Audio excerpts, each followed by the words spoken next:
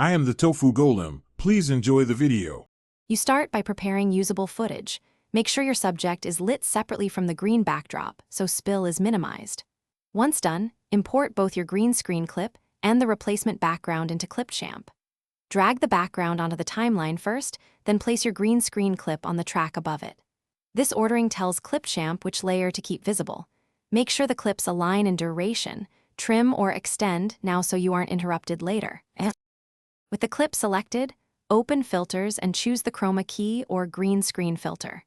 Pick the exact green using the eyedropper, because slight color differences matter. Then slide tolerance to remove remaining green without losing subject detail.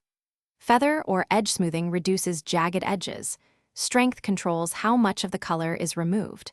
Once you see holes or color fringe, lower tolerance and increase feather slightly. Play the sequence to watch motion.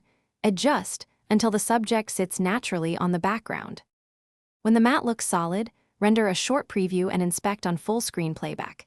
This catches flicker and color bleed you miss in the editor.